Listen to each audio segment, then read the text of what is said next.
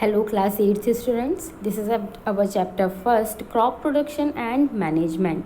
In this chapter we study how farmers produce crops and how they manage these crops, then after we utilize it. Okay, जो हम उन farmers के बारे में पढ़ेंगे, उन क्रॉप्स प्रोडक्शन की टेक्निक्स के बारे में पढ़ेंगे जो फार्मर्स यूज़ करते हैं, राइट। तो क्रॉप का प्रोडक्शन कैसे होगा हम इस चीज़ के बारे में पढ़ेंगे और उनको मैनेज कैसे किया जाता है हम इन चीज़ के बारे में भी पढ़ेंगे। Okay, so let's start. क्या क्या पढ़ने वाले हैं हम? सबसे पहले इंट्रोडक्शन देंगे आपको, फिर कौन कौन सी एग्रीकल्चर प्रैक्टिसेस होती हैं, बेसिक कौन कौन से प्रिंसिपल्स होते हैं जिनको अप्लाई करके क्रॉप का प्रोडक्शन किया जाता है। ठीक है, तो ये होल एंड सोल जितने भी हमारी एक्टिविटीज़ होती हैं पूरे क्रॉप प्रोडक्शन में, वो सब हम बेसिकली पूरे पढ़ने वाले हैं, right. Now human beings, the living organisms को हम अगर ले लें, पूरे लिविंग ऑर्गेनिजम्स को ले लें ह्यूमन बींग्स के साथ, they require food, they need food to grow. ठीक है, सारे जितने भी लिविंग ऑर्गेनिजम्स होते हैं उनको फूड की रिक्वायरमेंट होती है। क्रॉप प्रोडक्शन से हमको फूड की रिक्वायरमेंट जो है वो कंप्लीट होती है। कैसे? सो क्रॉप प्रोडक्शन एक ऐसी ब्रांच है एग्रीकल्चर की जिससे हम डील करते हैं क्रॉप्स को ग्रो कराने में। ठीक है, तो क्रॉप्स ग्रो किस वजह से हो रहे हैं? क्रॉप प्रोडक्शन की वजह से। और क्रॉप प्रोडक्शन किसकी ब्रांच है? एग्रीकल्चर की ब्रांच है, यानी कि फसल का उत्पादन एक किसानी की, एक फसल उत्पादन की, एक एग्रीकल्चर की एक ब्रांच है जिसमें हम किससे डील करते हैं? क्रॉप के प्रोडक्शन में, जिसको हम यूज़ करेंगे फूड या फिर फाइबर के जैसे।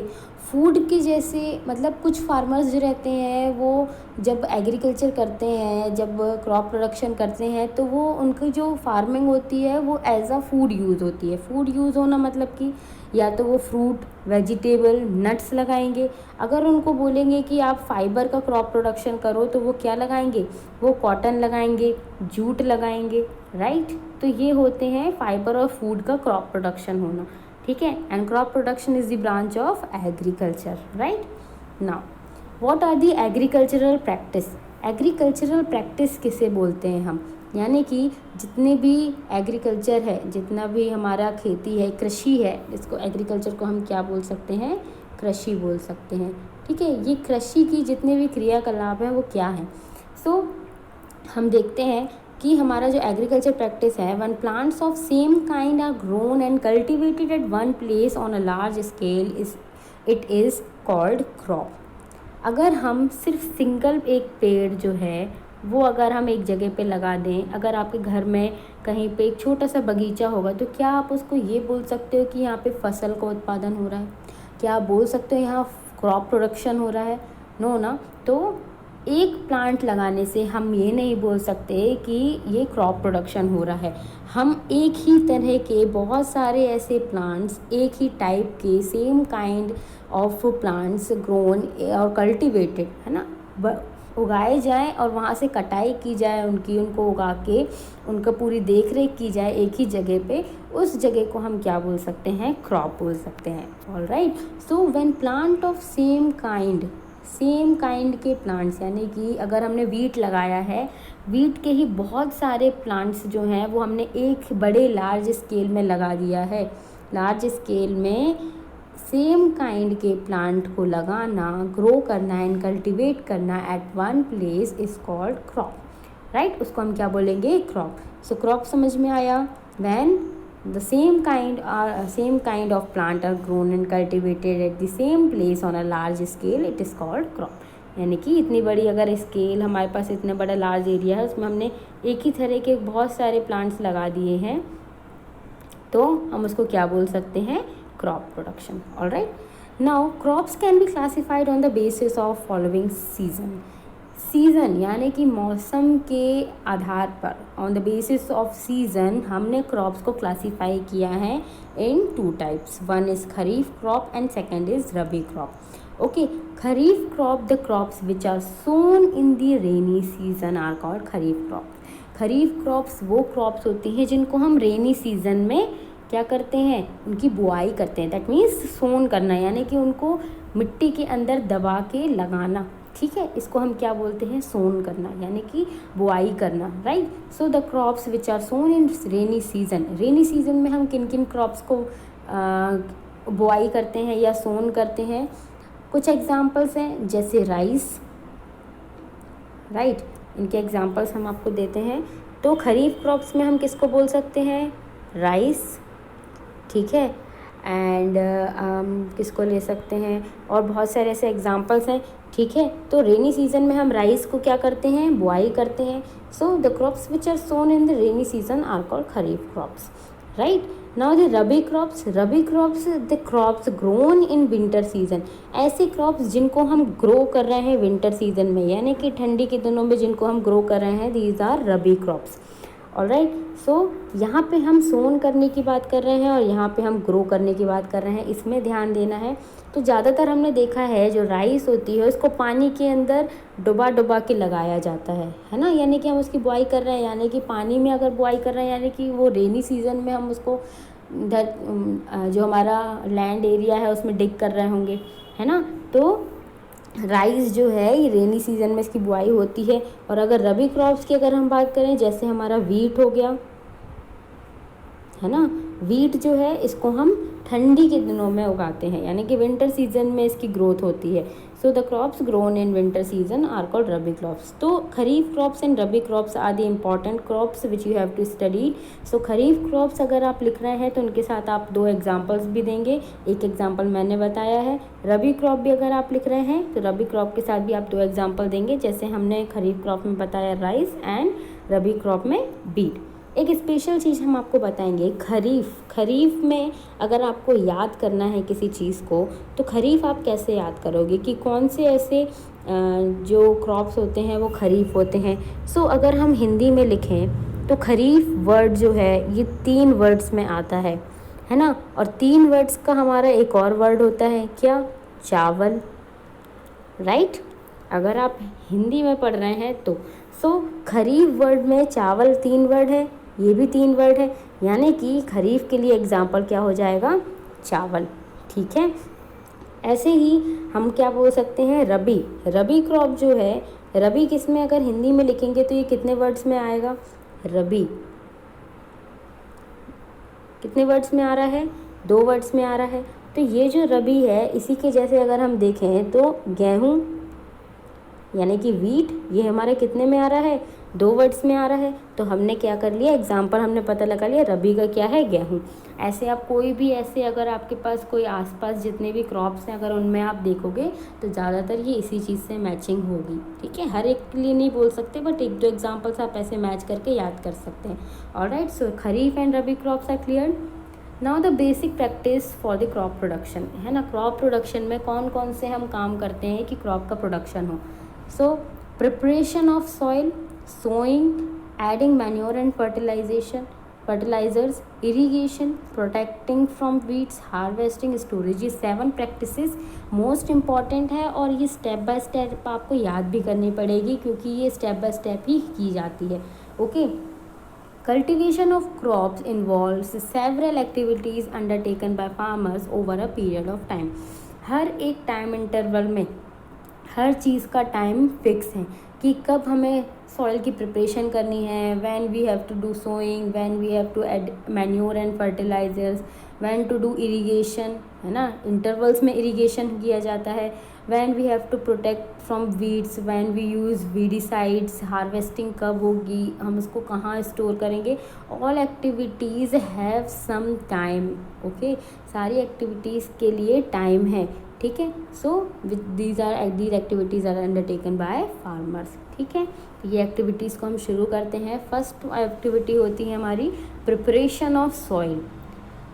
सबसे पहला काम होता है सॉइल को प्रिपेयर करना। हमने देखा होगा नॉर्मली जब भी हमारे फसल अगर क्रॉप्स को लगाया जाता है, सो किया जाता है, उसके पहले ट्रैक्टर्स चलते हैं हमारी पूरा जो लैंड एरिया रहता है उसमें, है ना। बीज को लगाने के बाद तो हम नहीं बोलेंगे कि ट्रैक्टर चलाओ, तो हमको सबसे पहले क्या करना पड़ेगा, ट्रैक्टर चलाना रहेगा, जिसके पीछे क्या लगा रहता है, एक तरीके से स्क्रैपर लगा रहता है, जिससे वो पूरी जो मिट्टी रहती है उसको पोरस बनाया जाता है। क्यों बनाया जाता है, जिससे उसके अंदर एयर पास हो। एयर पास होगी तो उसके अंदर के जितने भी बैक्टीरिया हैं, जितने भी सॉइल में बैक्टीरियाज हैं, उनको क्या मिलेगी, अच्छी ऑक्सीजन मिलेगी, अच्छी नाइट्रोजन मिलेगी, तो वो अच्छे से ग्रो करेंगे। अच्छे से ग्रो करेंगे तो अच्छा न्यूट्रिएंट प्रोवाइड कराएंगे हमारे प्लांट को। इसलिए हमारा जो लैंड एरिया रहता है उसको पहले, सॉइल जो रहता है उसको पहले प्रिपेयर किया जाता है। So the process of losing and turning of the soil is called tilling and plugging. Soil को लूज़ करना यानी कि ढीला बनाना, और टर्न करना यानी कि उसको उथल पुथल करना, सॉइल को क्या कहलाया जाता है? Tilling and ploughing. So the first method of preparation of soil is called tilling and ploughing. So इसके लिए कौन कौन से इंस्ट्रूमेंट्स का यूज़ होता है? जैसे एक इंस्ट्रूमेंट है plug. Plug, it is used for tilling the soil, adding the fertilizers to the crops, removing the weeds and scraping of soil. Plug जो है बहुत सारी चीज़ों में यूज़ होता है। टिलिंग ऑफ सॉइल के लिए, to add manure and fertilizers to the crops, and removing weeds, weeds को रिमूव करने के लिए भी। वीड्स क्या होते हैं हम आगे पढ़ेंगे। Okay, now scraping of soil. तो ये सारी चीज़ों के लिए ये जो प्लग है इसका यूज़ किया जाता है। इसी की जैसे एक हो होता है, वो आपने इस तरीके की कुल्हाड़ी वगैरह देखी होगी। It is use for removing weeds and for losing the soil. ये सॉइल को लूज़ करने के लिए भी यूज़ होता है और वीड्स को रिमूव करने के लिए भी। I have said that we will discuss later. Cultivator, cultivator one more thing, ये हमने अभी आपको एग्जांपल दिया था कि ट्रैक्टर जो रहता है उसके पीछे क्या लगाया गया है? कल्टीवेटर, जो किस चीज़ के लिए यूज़ होता है? फॉर द प्लगिंग, है ना, टिलिंग एंड प्लगिंग के लिए यूज़ होता है। Alright, now the second method, this is the second method of crop production, sowing. After the plugging and tilling, the good quality, सबसे पहले सोइंग। हाँ, बीज बोने के पहले हमें एक काम और करना पड़ता है, अच्छी क्वालिटी की सीड्स को सिलेक्ट करना बहुत ज़रूरी है। अगर आपके पास बहुत सारी सीड्स हैं और आप चाह रहे हो कि हमारे अच्छा प्रोडक्शन हो, तो आपको उन सीड्स में से भी ऐसी सीड्स निकालनी पड़ेंगी जो अच्छी हों। So selection of good quality seeds are important before sowing. ठीक है, सोइंग के पहले अच्छी क्वालिटी की सीड्स निकालना ज़रूरी है। So in sowing little if any soil is placed over the seed, थोड़ा बहुत सॉइल उस सीड के ऊपर आना चाहिए। हमने सिलेक्शन कर लिया, हमने ले जाके उसको खेतों में लगा दिया सीड्स को, सीड के ऊपर थोड़ा बहुत हमको क्या है परत लगानी पड़ेगी सॉइल की, जिससे सीड जो है वो अच्छी तरीके से सेटल हो जाए। So more precisely, seeds can be generally sown into the soil by maintaining a planting depth of about 2-3 times the size of seed. वही मतलब है सीड के बराबर की अगर 2-3 सीड के बराबर की जो लेयर की मिट्टी होती है उसको उसके ऊपर लगा दिया जाए, इस तरीके से ही इतनी ही डेप्थ में उस सीड को बोया जाता है। All right, this is called sowing. और सोइंग के पहले हमको क्या करना पड़ेगा? Selection of good quality of seeds. Now the third method is adding manure and fertilizers. Manure and fertilisers basic चीज़ है हमारे क्रॉप प्रोडक्शन में। क्रॉप प्रोडक्शन बहुत अच्छा हो, क्रॉप्स हमारे हेल्दी हों, इसके लिए ज़रूरी है कि हम उसमें या तो मैन्योर या तो फर्टिलाइज़र्स मिक्स करें। So what is manure and fertilizer? हम देखते हैं। Substance which are added to the soil in the form of nutrients for the healthy growth of plants are called manure and fertilizers. ऐसे substance जिनको soil में mix किया जाता है जिससे न्यूट्रिएंट्स प्रोड्यूस हों अच्छी ग्रोथ के लिए, है ना, प्लांट्स की अच्छी ग्रोथ के लिए जो न्यूट्रिएंट्स सॉइल में डाले जाते हैं उनको हम क्या बोलते हैं? Manure and fertilizers. ठीक है, in the form of nutrient. ये मैन्योर एंड फर्टिलाइज़र एक तरीके से क्या है? न्यूट्रिएंट है। किसके लिए? हमारे प्लांट के लिए। तो अगर हमसे कोई पूछे कि क्रॉप्स के लिए न्यूट्रिएंट्स क्या हैं, न्यूट्रिएंट्स हम क्या बोल सकते हैं? Manure and fertilizers are the nutrients of plants. ठीक है, जैसे हम अगर न्यूट्रिएंट्स खाते हैं, हम फ्रूट्स खाते हैं, हम विटामिन्स लेते हैं, सो ये जो विटामिन्स होते हैं एक तरीके से क्या है? हमारे लिए न्यूट्रिएंट्स हैं। सो ऐसे ही प्लांट्स के लिए भी न्यूट्रिएंट्स क्या होते हैं? Manure and fertilizers. Now the difference between fertilizer and manure. हमने बताया कि ये न्यूट्रिएंट्स हैं, बट ये होते क्या हैं हम देखेंगे। फर्टिलाइज़र क्या होते हैं और मैन्योर क्या होते हैं? Fertilizers in an inorganic salt. Fertilizer क्या है? Inorganic salt. ऑर्गेनिक चीज़ें क्या होती हैं? ऑर्गेनिक अगर हम बात करें, ऑर्गेनिक यानी जो पहले कभी ज़िंदा रही हों, है ना। ऑर्गेनिक यानी कि जो लिविंग थिंग से निकल के आई हो। लिविंग थिंग से निकल के आने वाली चीज़ों को हम ऑर्गेनिक बोलते हैं, और जो लिविंग थिंग से निकल के नहीं आती उसको हम इनऑर्गेनिक बोलते हैं। ठीक है। तो फर्टिलाइज़र क्या है, इनऑर्गेनिक सॉल्ट, यानी कि ये कभी भी इसका कोई भी रिलेशन नहीं रहा इन किसी भी लिविंग थिंग से, ये इनऑर्गेनिक सॉल्ट है ना। एक तरीके से क्या है, सॉल्ट है। जैसे हमको बोलते हैं ना खाने में नमक खाना चाहिए, वैसे ही प्लांट्स के लिए भी एक हमने नमक तैयार किया जो क्या है, इनऑर्गेनिक है। ठीक है। सो हम क्या बोलेंगे, fertilizers is an inorganic salt, ये इंपॉर्टेंट है। ऐसे ही मैन्योर अगर हम बताएं तो मैन्योर क्या है, manure is a natural substance. अब नेचुरल बोला यानी कि एक तरीके से ऑर्गेनिक तो होगा ही। So natural substance obtained by the decomposition of cattle dung, human waste and plant residue. तो मैन्योर एक नेचुरल सब्सटेंस है जिसको हम कैटल डंग, ह्यूमन वेस्ट और प्लांट रेसिड्यू को इकट्ठा करके डिकम्पोज करके, है ना, डिकम्पोज यानी कि किसी चीज़ को सिंपलर सब्सटेंस में डिस्ट्रॉय कर दिया जाए। जैसे अगर हमने खाने का सामान निकला, हमारा वेस्ट निकला खाने का, हमने कोई चीज़ छोड़ दी खाने में, वो निकली, है ना, छिलके वगैरह निकले, वो हमने एक जगह पे डाल दिए, कुछ दिन बाद आप देखोगे कि वो पूरी तरीके से क्या हो जाता है, ब्रेक हो जाता है। अगर वो ब्रेक हो रहा है यानी कि वो सिंपल सब्सटेंस में ब्रेक हो रहा है, यानी कि वो डिकम्पोज हो रहा है ना, अपने आप को दोबारा से कंपोज करने की कोशिश कर रहा है। So these are called manure. ये क्या है, एक नेचुरल सब्सटेंस, ये मैन्योर है जो हम घर में भी बनाते हैं, है ना, जिसको हम हिंदी में क्या बोलते हैं, खाद्य बोलते हैं। ठीक है, alright. So fertilizers inorganic salt हो गया और मैन्योर नेचुरल सब्सटेंस हो गया। Now the fertilizer is prepared in factories. Fertilizers are prepared in factories. Fertilizers को फैक्ट्रीज में बनाया जाता है, but manure can be prepared in field. किस में बना सकते हैं मैन्योर को, हम फील्ड में भी बना सकते हैं। ठीक है। अब fertilizers does not provide any humus to the soil. Humus क्या चीज़ है, एक तरह से चिकना पदार्थ होता है, एक तरीके से चिकना सब्सटेंस होता है, लिक्विड सब्सटेंस होता है, जिसको हम हमारे जो प्लांट्स रहते हैं उसमें अगर हम डालते हैं तो प्लांट्स के लिए ये सबसे अच्छा न्यूट्रिशन है। ठीक है। तो ये जो सब्सटेंस है ये किससे प्रोड्यूस होता है, सिर्फ ऑर्गेनिक चीज़ों से प्रोड्यूस होता है। हम जब कचरा इकट्ठा कर देते हैं तो वो एक तरीके से चिकना हो जाता है ना, मतलब बहुत ज़्यादा स्लिपरी हो जाता है। So this slippery substance is called humus, जो ऑर्गेनिक चीज़ों से ही डिकम्पोज होने के बाद बनता है। सो फर्टिलाइजर्स तो ये प्रोवाइड कर नहीं सकते because they are not organic, they are inorganic. So fertilizer does not provide any humus to the soil, but manure provides lot of humus to the soil. Humus बहुत होता है manure में। Alright. Fertilizers are very rich in plant nutrients like nitrogen, phosphorus, potassium. Fertilizers के पास plant nutrient बहुत ज़्यादा होता है। It is rich in plant nutrient. उसके पास नाइट्रोजन, फॉस्फोरस और पोटेशियम होता है ना। ये फर्टिलाइज़र्स के एग्जांपल हैं NPK, जिसको हम क्या बोल सकते हैं, NPK। N is symbol of nitrogen, P is phosphorus and K for potassium. Manure is relatively less rich in plant nutrient. Manure से बहुत ज़्यादा नहीं मिलता है nutrient in comparison with fertiliser, but मिलता है ना। हम कंपेयर करें अगर तो मैन्योर कम प्लांट न्यूट्रिएंट देता है एज़ कम्पेयर टू फर्टिलाइज़र्स। ठीक है। बट फर्टिलाइज़र्स का भी यूज़ जो है वो हमको कितना करना है ये हमें मालूम होना चाहिए। It is important to know. अगर हम क्या करेंगे, ज़्यादा फर्टिलाइज़र का यूज़ करेंगे तो हमारी प्लांट की ग्रोथ बिल्कुल नहीं होगी, it will destroyed. And if अगर हम लेस फर्टिलाइज़र्स का यूज़ करेंगे तो बहुत ज़्यादा न्यूट्रिएंट नहीं मिल पाएगा। So it is important to know how much fertilizer we use in single plant. Okay.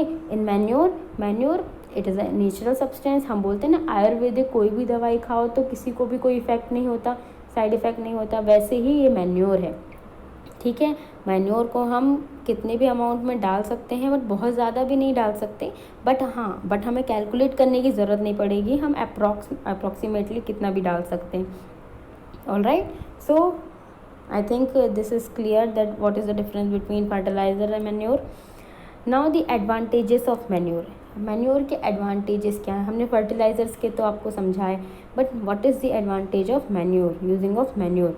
The organic manure is considered better than fertilizers. Organic manure को बेटर बोला जाता है फर्टिलाइज़र्स से। वाई?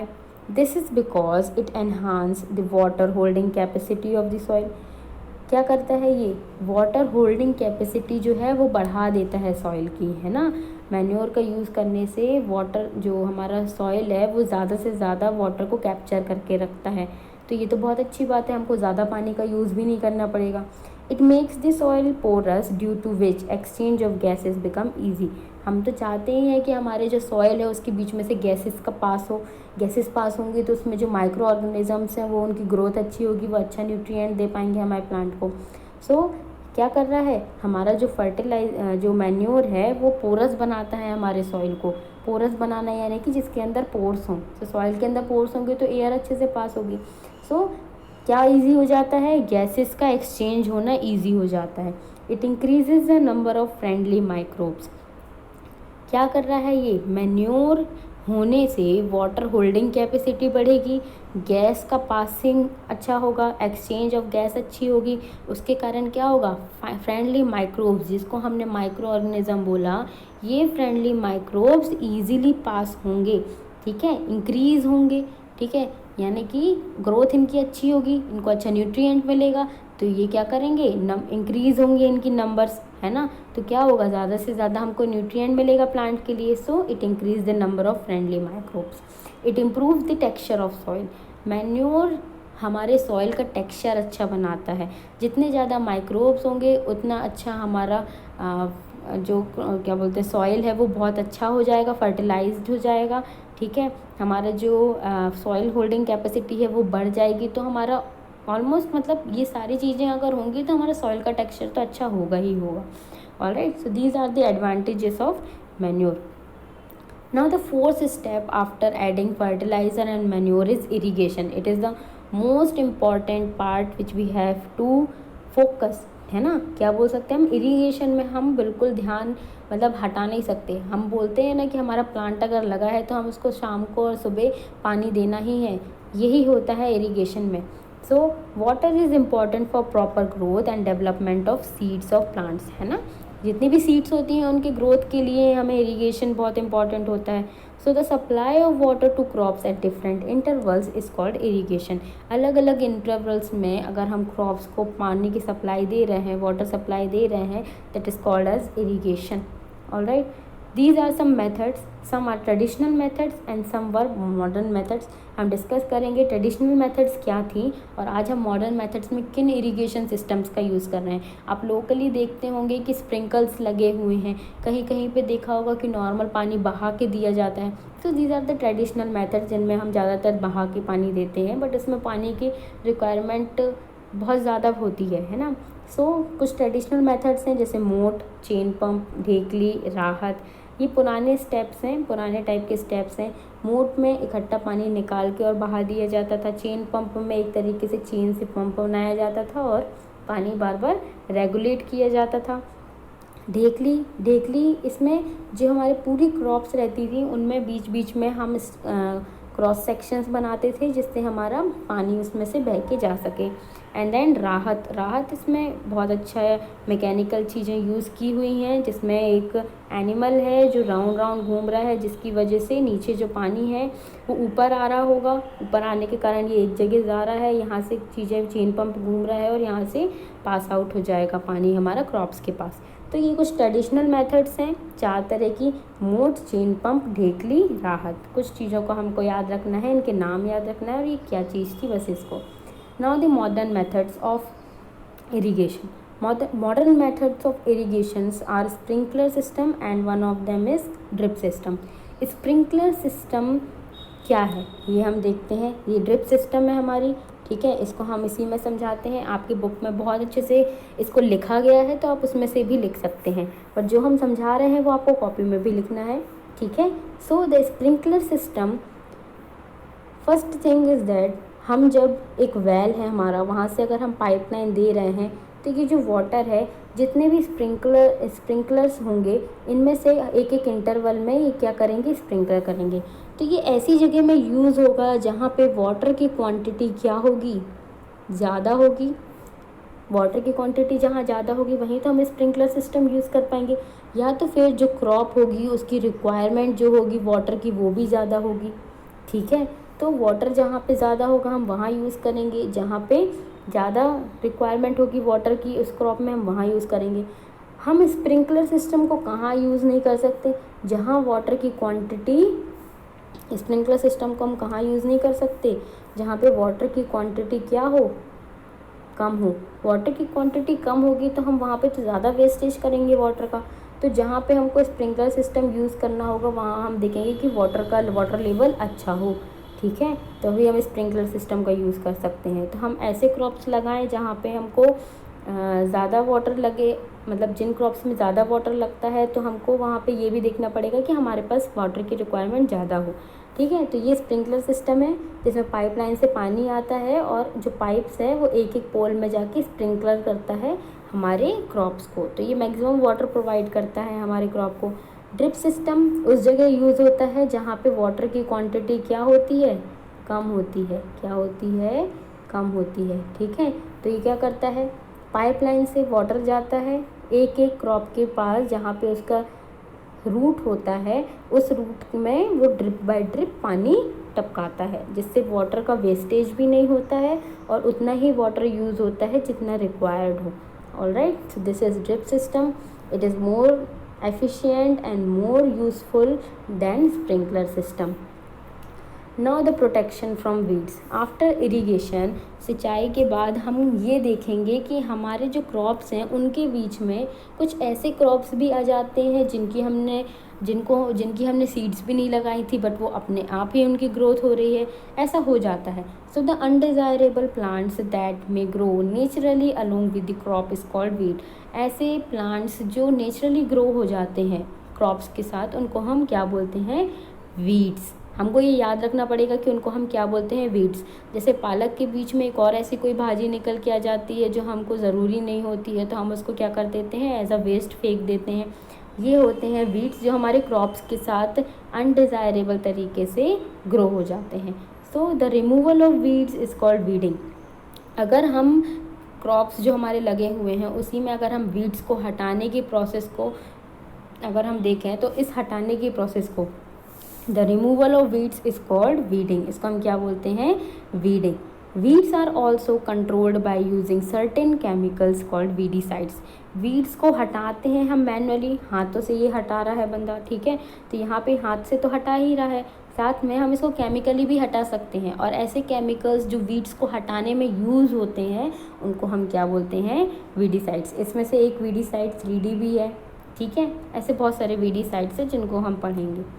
नाउ हार्वेस्टिंग, वीडिंग कर ली हमने, हमारा crop grow हो रहा है, हम इंटरवल्स में उसको इरिगेट कर रहे हैं, हमने सारी चीज़ें कर ली है। अब बात आती है हार्वेस्टिंग की, यानी कि कटाई की।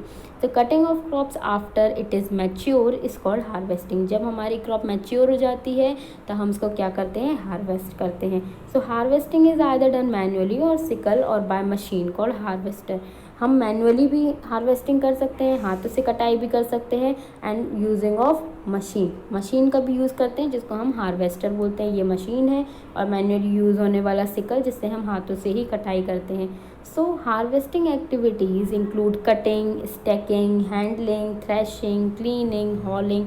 These are the activities under harvesting. Harvesting में बहुत सारी प्रोसेसेस हैं जिनको हम अभी बहुत डिस्क्रिप्शन में नहीं पढ़ रहे हैं, बट हाँ नाम जान सकते हैं कि कटिंग होती है, फिर स्टैकिंग होती है, यानी कि स्टॉकिंग ये होती है जिसमें से हम बीज को अलग करते हैं, किसमें से, हमारे पूरे स्टॉक में से, ठीक है। हैंडलिंग, उन बीज को हैंडल करना, मतलब बीज की जो ऊपर का जो कवरिंग रहती है वो ऑलरेडी लगी हुई रहती है, हम सिर्फ उसको अलग करते हैं, फिर उसको हैंडल करना, इकट्ठा लेके जाना। थ्रेशिंग करना, उसकी ऊपर की कवरिंग निकालना, कवरिंग निकालने के बाद उसकी क्लीनिंग करना, फिर हॉलिंग करना, है ना, उसको अच्छे टेम्परेचर में रखना, ये हार्वेस्टिंग का काम है, ठीक है। Now the threshing and winnowing, यहाँ पे कुछ हमारे पास मशीन्स है जिनका काम बताया गया है। Separation of grains from the shaft is called threshing. जब हम तुरंत कटिंग करके लाते हैं तो हमारे बड़े बड़ी जो डगाल रहती हैं उसमें ऑलरेडी हमारी क्या लगी रहती है, सीड्स लगी हुई रहती हैं, ग्रेन्स लगे रहते हैं। So these grains, separation of grains from the shaft, ये शाफ हो गया, शाफ्ट में से इन ग्रेन्स को अलग करना क्या कहलाता है, threshing. This is called threshing. And winnowing, farmers with small holding of land do the separation of grain and shaft by winnowing. Chaff यानी कि इसकी कवरिंग और जो पूरे तना है इसको अलग करने में कुछ छोटे फार्मर्स इस चीज़ का यूज़ करते हैं, इसको हम बोलते हैं विनोइंग। विंड का यूज़ करके कुछ चीज़ों को रिमूव करना विनोइंग कहलाता है ना। हैवी थिंग्स को लाइटर थिंग्स से दूर करना क्या कहलाता है? विनोइंग। ये हमने 6th क्लास में तो पढ़ा ही है, right. Now after all the activities after harvesting we use storage. Storage करना बहुत इंपॉर्टेंट है। अगर हमने ख़राब जगह में स्टोर कर दिए हमारे ग्रेन्स को, हमारे ग्रेन्स और हमारी पूरी मेहनत वो पूरी ख़राब हो जाएगी। So storing grains in a proper storage place under appropriate moisture and temperature. Moisture and temperature का ध्यान रखते हुए अच्छी जगह में प्लेस करके रखना जहाँ पे इंसेक्ट्स का भी अटैक ना हो और उसको हम ज़्यादा देर तक प्रिजर्व कर सकें, ऐसी चीज़ को क्या बोलते हैं? Storage of grains. ठीक है। So storing grains in a proper storage place under appropriate moisture and temperature to prevent it from the attack of insects and to prevent it for later use. ठीक है, it is called storage of grains. इसके लिए हम बहुत सारी जगहों का use करते हैं, जिसको हम क्या बोल सकते हैं? कुछ जगह जो रहती हैं वो हमारी कौन कौन सी रहती हैं? एक बड़ा सा कंटेनर होता है जिसमें हम जितनी भी हमारी फूड आइटम्स रहता है उनको इकट्ठा एक जगह पे रखते हैं। ठीक है, इसको हम क्या बोलते हैं? सिलो, है ना। एक बड़ा सा कंटेनर होता है जिसमें हम किसको रखते हैं? फूड को रखते हैं। ठीक है, तो ये हमारे पास क्या है? कुछ कीवर्ड्स हैं जो आपकी बुक में भी दिए हुए हैं, इनको आप एक एक बार रीड करना। ठीक है, दिस इज़ अवर एक्सरसाइज। ये एक्सरसाइज दी है, इसमें हमने इनके आंसर्स भी आपको बताए हैं। ठीक है, ये क्वेश्चंस हैं, ये आंसर्स दिए हुए हैं आपके। ओके, यहाँ पे जो 4th क्वेश्चन है इसमें आपको एक एक पैराग्राफ लिखना है हर एक टॉपिक में। Preparation of soil, weeding, sowing, threshing, ये हमने आपको समझाया है। आप चाहें तो इसमें ड्राइंग भी यूज़ कर सकते हैं, ड्राइंग कर सकते हैं इन चीज़ों में। नाउ फर्टिलाइज़र्स एंड मैन्योर में डिफरेंस, ये हमने आपको पढ़ा दिया है बहुत अच्छे से। इरिगेशन, यहाँ पे 2 मेथड्स दी हैं इरिगेशन की। ठीक है, विच कंजर्व वाटर, है ना, कंजर्व करने वाली, वाटर कंजर्व करने वाली 2 मेथड। ट्रेडिशनल मेथड तो पूरी तरीके से वेस्टेज ऑफ वाटर है, बट जो नई मेथड्स हैं उनमें हम वाटर को कंजर्व कर सकते हैं। सो दीज इरिगेशन सिस्टम, पहले हमें इरिगेशन को समझाना है, फिर स्प्रिंकलर सिस्टम। स्प्रिंकलर सिस्टम यहाँ समझाया गया है, और जो पीछे हमारी बुक में जो डायग्राम बना हुआ था पीछे, जो हमने अभी आपको पढ़ाया, वो डायग्राम भी आपको इसके साथ बनाना है, और ड्रिप सिस्टम के साथ भी आपको डायग्राम बनाना है। जब आप ड्रिप सिस्टम कर लेंगे तो उसके साथ ड्रिप सिस्टम का डायग्राम, स्प्रिंकलर सिस्टम कर लेंगे तो स्प्रिंकलर सिस्टम का diagram. Okay, now 7th question क्या दिया है? If wheat is sown in the kharif season. Wheat एक रबी क्रॉप है, हमने आपको बताया गेहूँ रबी, है ना। Wheat is a rabi crop. When wheat is sown in kharif season, अगर उसको खरीफ सीज़न में लगाएंगे तो what will happen? Kharif season यानी कि बरसात का season, rainy season. Rainy season में अगर हम वीट को लगाएंगे तो वो ख़राब हो जाएगा। क्या हो जाएगा? ख़राब हो जाएगा, क्योंकि उसको अपना खुद का क्लाइमेट कंडीशन नहीं मिलेगी जिससे वो ग्रो कर सके। So it may be destroyed. ठीक है, for the because of excess rain. ठीक, 8th क्वेश्चन में पूछा है, explain how soil gets affected by the continuous plantation of crops in a field। continuous plantation के कारण हमारा जो soil है वो कैसे ख़राब हो जाता है। क्रॉप को चाहिए fertilizers and manure to regain its density, है ना, बट अगर हम वहाँ पे कंटिन्यू प्लांटेशन करेंगे without using manure and fertilizers to the soil, it may get break, मतलब जितना भी सॉइल है वो ख़राब हो जाएगा, है ना। उसको रिप्लेनिश करना बहुत ज़रूरी है सॉइल को, नहीं तो वो अच्छी ग्रोथ नहीं करेगा, हमें हमारे प्लांट्स के लिए अच्छे न्यूट्रिएंट्स नहीं दे पाएगा। Alright, now question 9, what are weeds, how can we control them. Weeds क्या होते हैं? The undesirable plants. How can we control them? We control them by using the process of called weeding, and weeding का use करते हुए हम weedicides का use करेंगे। These weedicides some have examples like 2,4-D. These are sprayed in the field to kill the weeds. All right, thank you so much students.